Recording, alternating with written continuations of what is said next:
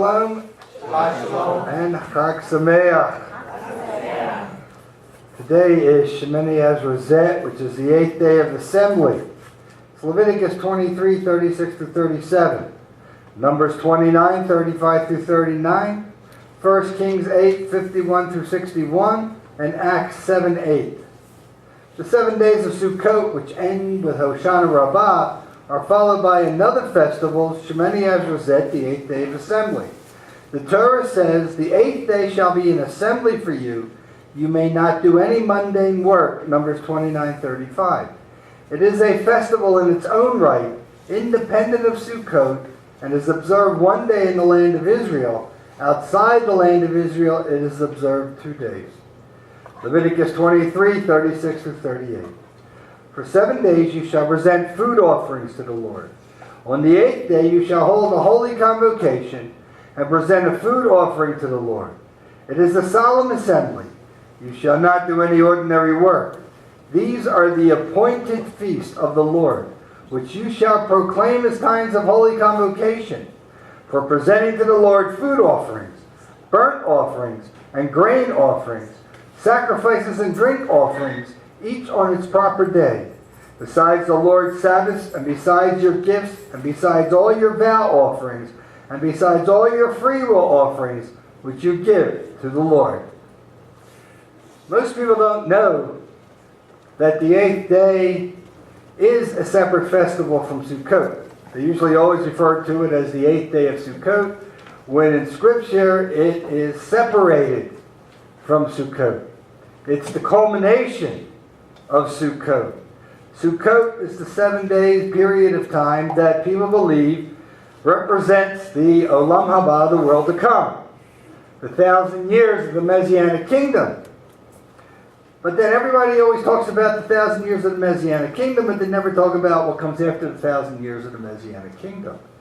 What comes after that is Shemini Atzeret. Why does it come after that? Because the 8th day of Assembly is Shemini Atzeret, when the Lord tells us that He wants us to stay with Him one more day. The thing about it is that that day will extend out and will become eternity. The Lord wants us to be with Him once everything is put in place, once Satan is defeated, once everything is done, once God does everything that whatever He's going to do with the world. Is He going to recreate it? Is He going to fix what's here? He doesn't really tell us what He's going to do, but He's going to do something. So it's a matter of faith on our part. We know this for sure. This year, He didn't come back. So that means we have another year to have to go through. How many more years will we go through? I have no idea. But the Lord tells us to persevere, and He tells us to keep on going on.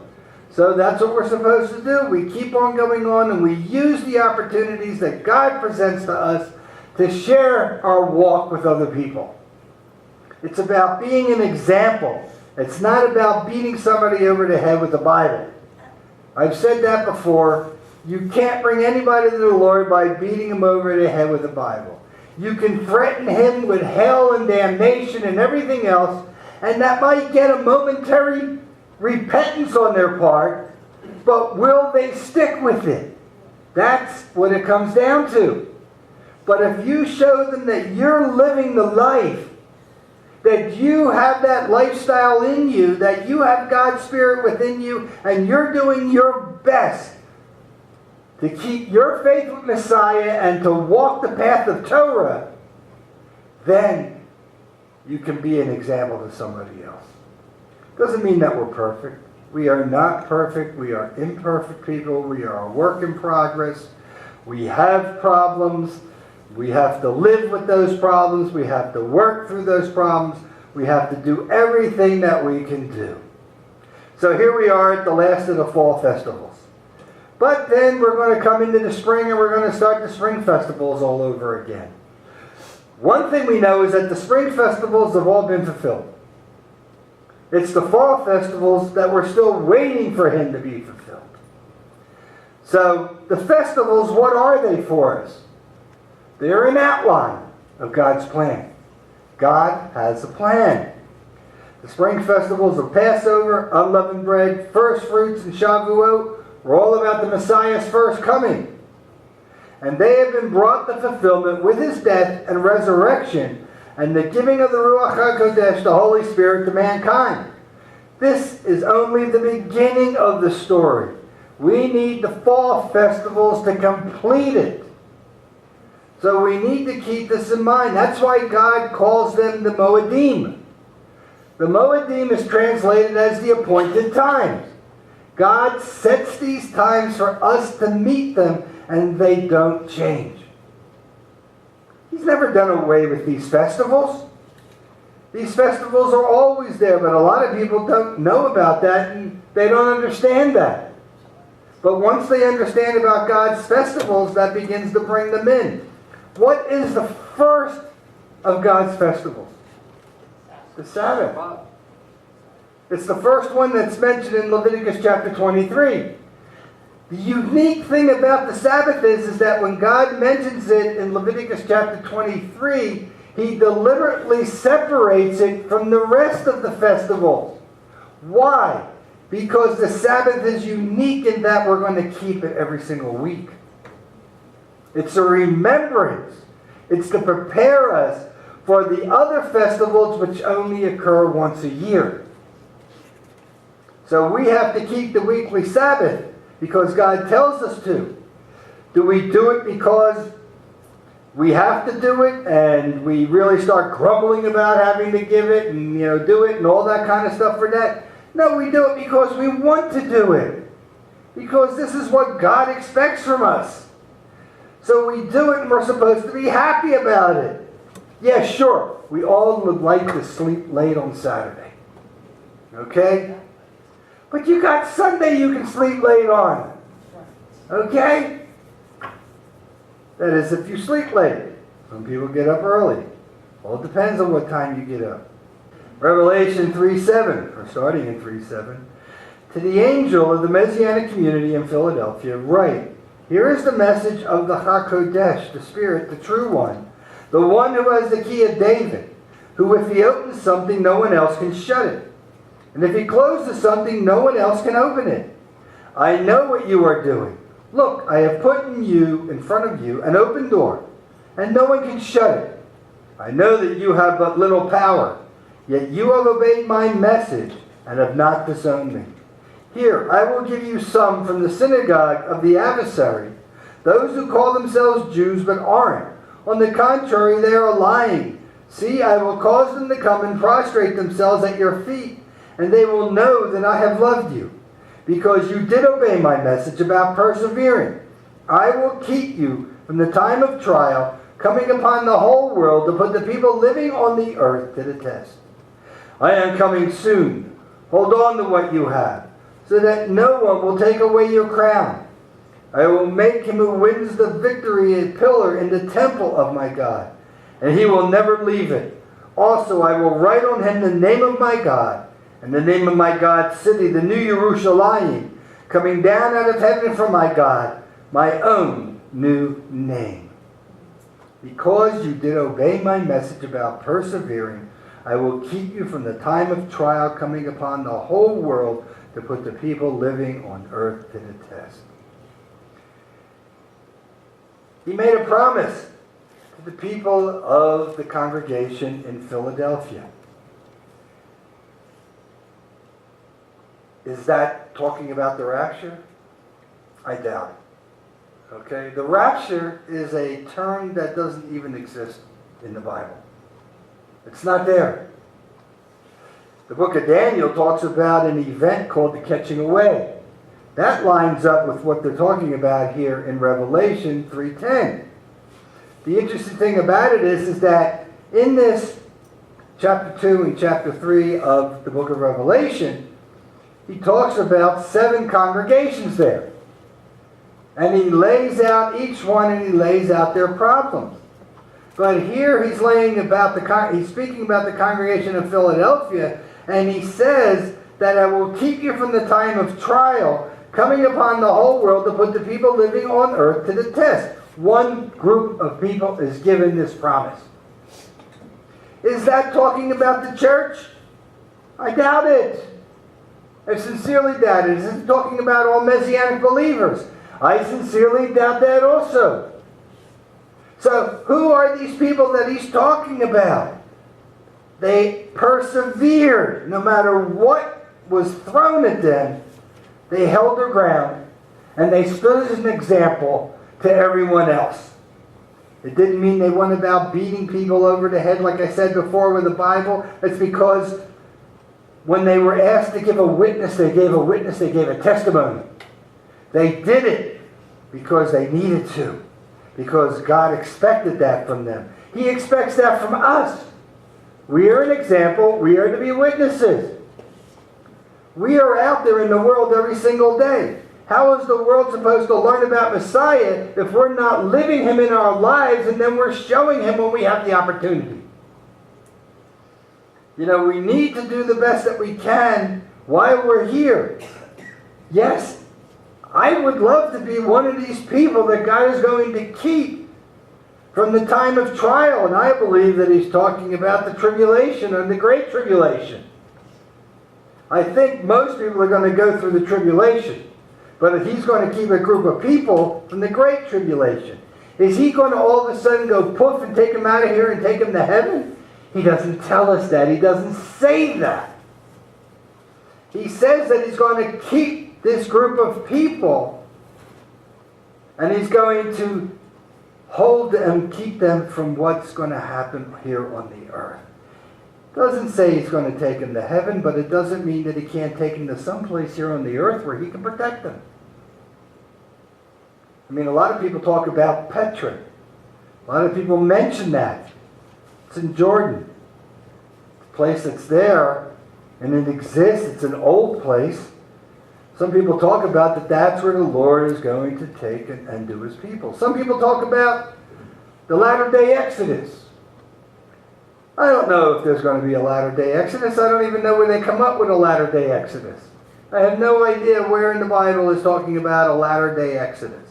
They already had an Exodus. They wrote a whole book about it in the Bible. You know, wasn't that enough? Where do we get the word rapture from? It comes from a Latin word. It's from the Latin translation of the Bible by the church father Jerome. It's his understanding of what he believes is going to happen. So the word rapture is not in the Greek, and it's definitely not in the Hebrew. It's not there in the Bible. So what are we to do? We're to pray to God that hopefully we can be part of the group that he's going to keep safe. But he doesn't tell us. He gives us the attributes of the congregation of Philadelphia to a certain degree. He talks about them persevering. That seems to be the main thing that he's talking about. So whatever's being thrown at them, they're holding their ground, they're holding on. It's the same thing for us. Whatever's thrown at us, we need to hold our ground, we need to persevere, we need to be a light in the darkness. In Numbers 29, 35 through 40. On the 8th day you shall have a solemn assembly. You shall not do any ordinary work, but you shall offer a burnt offering, a food offering with a pleasing aroma to the Lord. 1 bull, 1 ram, 7 male lambs, a year old without blemish. And the grain offering and the drink offerings for the bull, for the ram, and for the lamb in the prescribed quantities. Also 1 male goat for a sin offering. Beside the regular burnt offering, and its grain offering, and its drink offering. These you shall offer to the Lord at your appointed feast, in addition to your vow offerings and your freewill offerings, for your burnt offerings, and for your grain offerings, and for your drink offerings, and for your peace offering. So Moses told the people of Israel everything just as the Lord had commanded Moses. I am so happy that there is no temple standing today, that we would have to remember how to do all of these things. I also believe that while we don't have a temple now, we do have Messiah that we come to, and we are the one, we lay ourselves on the altar. We offer ourselves up to him. We are the sin offering that we're laying down for him. We fulfill all of these offerings. We give ourselves to him in remembrance of the fact that he sacrificed himself for us. But at the same time he sacrificed himself for us, we have to remember that he was resurrected 3 days later. Without the resurrection, his death would be meaningless. You can't just have a death that does away with sin. You need the resurrection to overcome the sin. And that's what he did for us. So we have all of these minutiae about the sacrificial system and everything. No wonder they needed to train the priests. I can tell you one thing. Moses had his hands full because God gave him all of these different things that he had to teach to Aaron and to his sons and to the people of Israel about what God was going to require from them. He must have had a photographic memory to remember everything like this. When he was up on the mountain, God showed him also how to build the first tabernacle. So he had all of these things in his head.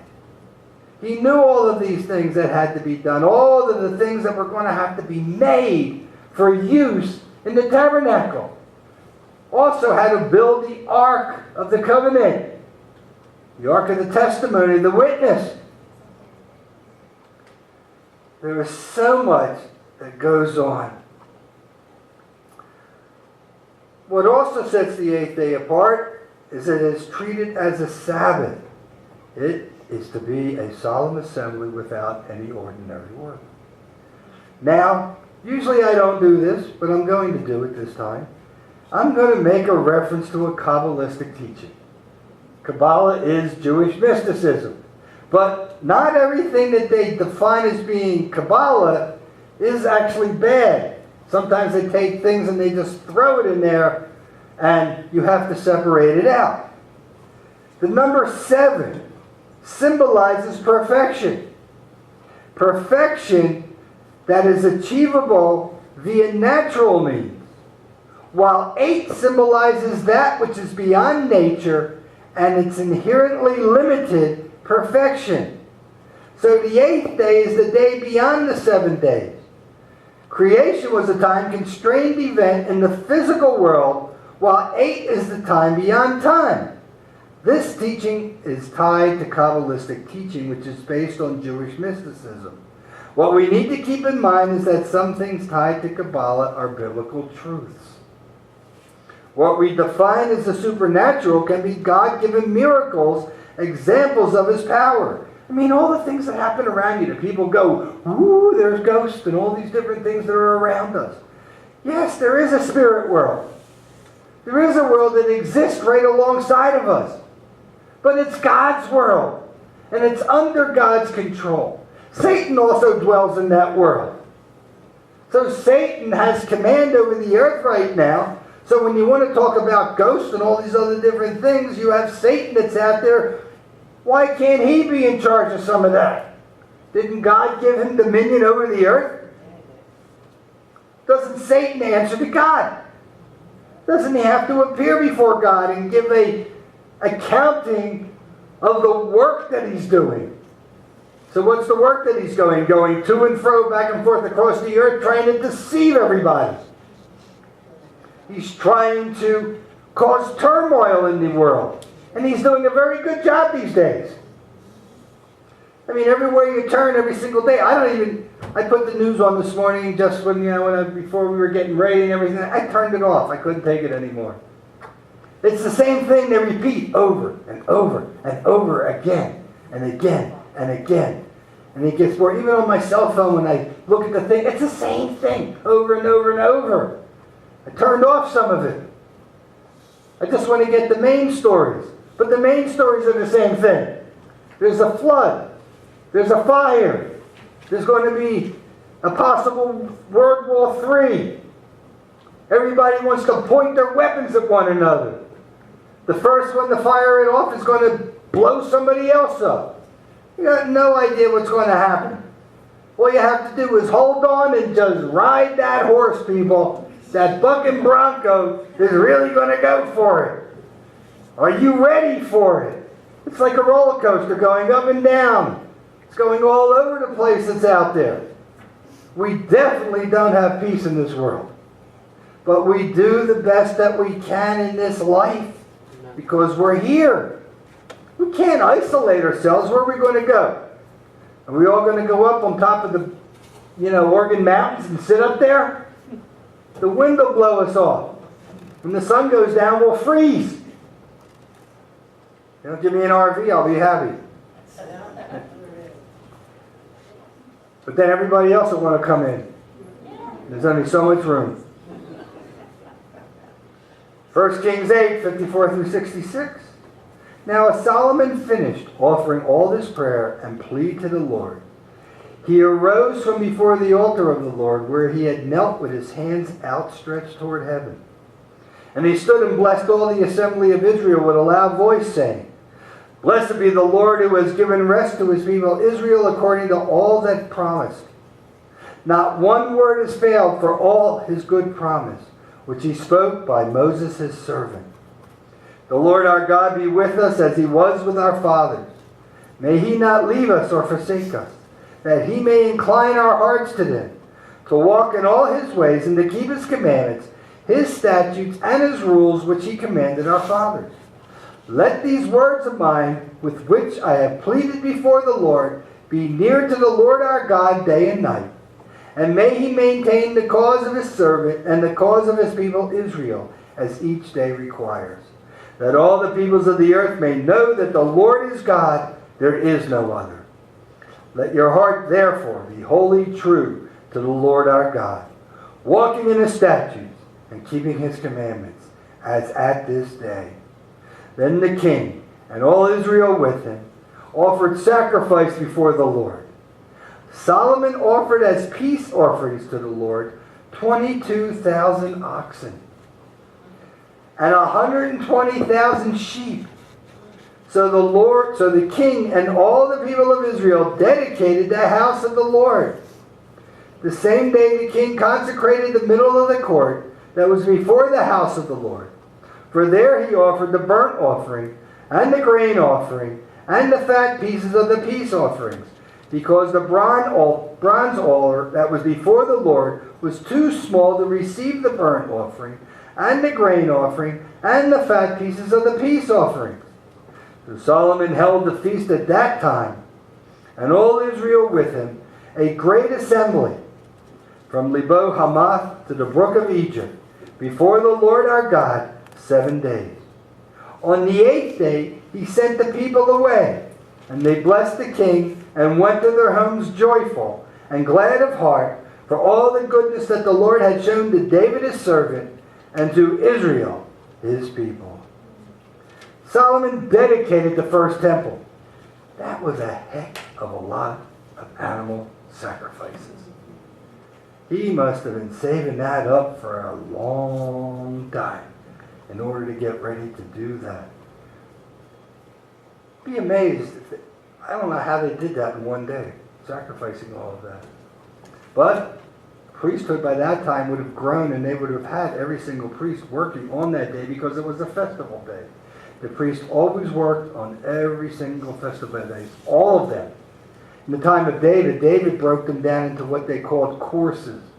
The courses meant that they served a certain amount of time so they could rotate and not be on duty all the time. But when the festivals came around, they needed to be there because of all the people that were going to be coming in and all the sacrifices that were going to be made. So Solomon did this. Solomon started off his reign good. It all started off good. But after this, it would all start going downhill.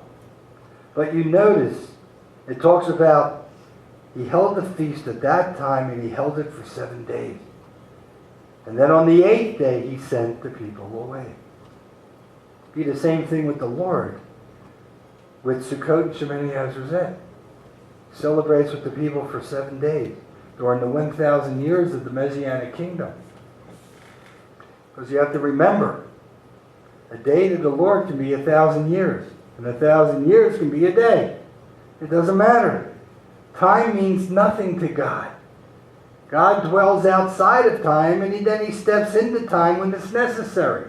How can God do that? God created it. God controls it. God can do whatever he needs to do. God created everything that's here. He can do whatever he wants to do here. He can manipulate nature. He can do whatever he wants to do. That's the thing we need to get through our heads, that even though we can't see God, he can see us. So what does the 8th day represent here? The 8th day represents Shemini Atzeret. It's the final day. It's the final festival. And with that festival, God's plan comes to fruition. Everything is finally done. We look forward to that day. It's very sad that it didn't happen this year. Boy, was I banking on it. But I knew that the Lord doesn't always do what we would like him to do. We understand that. But it doesn't mean that we break faith with him. We just continue to plod along. We just continue to move forward. And there are going to be times that we're going to take 2 steps forward and 1 step back. Does that mean that we just stop what we're doing because we made a mistake? No. We acknowledge our mistake and we move forward. And we keep moving forward. In Genesis 2:23 it says, "Then the man said, 'This at last is bone of my bones and flesh of my flesh. She shall be called woman because she was taken out of man.' In Hebrew, she was initially called Isha, which means woman, while man was called Adam instead of Ish for man. Later, the woman was known as Hava, the mother of all that lives, because it would be through the woman that children would be born into this world. In the world to come, or the Olam Haba, perfection finally reigns supreme and life changes. Whatever the new world brings, will we be ready to embrace it? May God make it so." In Acts 7:8, "And he gave him Brit Milah, so he became the father of Yitzhak, and did his Brit Milah on the 8th day. And Yitzhak, Isaac, became the father of Yaakov, Jacob, and Jacob, Yaakov, became the father of the 12 patriarchs." Isn't it interesting that the circumcision takes place on the 8th day? The end of that. Why on the 8th day? It's because that's the perfect time for a baby to be circumcised. That's when his system is at its peak to be able to fight off any infection or anything that's going to happen at that point in time. So God continually uses the 8th day, or the number 8, to try to teach us something. What's he trying to teach us? That it's part of his covenant. Circumcision is part of his covenant. There has been a battle going on for the longest time about people saying that you shouldn't do circumcision because it hurts the child and it's unclean, blah, blah, blah, and all these other things. Some countries have tried to outlaw circumcision. You could try to do whatever you want, but God is going to get what he wants. And when God makes a covenant and God tells you that he wants you to keep it, then darn well you better keep the covenant that God tells you to do. Because if you worry about what man is going to do with you, you darn well better think about what God is going to do with you. We have to keep that in mind, and we have to just do what we need to do. You know, right now, God sent his son. His son came 2,000 years ago. It's over 2,000 years ago now. He came to redeem all of creation. He didn't come just to redeem us. He also came to redeem the creation. Why does he have to redeem the creation? Because we messed it up. We hurt his creation. So God had to come and also to redeem that. And so his son came. His son did what his father asked him to do. And what he asks us to do is walk the path to redemption. And what's the path to redemption? Placing your faith in Messiah and then walking the way of Torah. Torah doesn't make you perfect. Torah doesn't save you. It wasn't meant to do that. It's meant to show you what God expects from you and the life that you're supposed to live. God didn't give Torah to the children of Israel so everybody else could take it and throw it out the window when they felt like it. God gave the Torah because He wants us to understand what it is He expects from us. Faith first, Torah next. They both go together. And I'm going to close with this.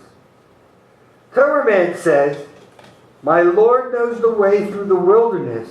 All I have to do is follow."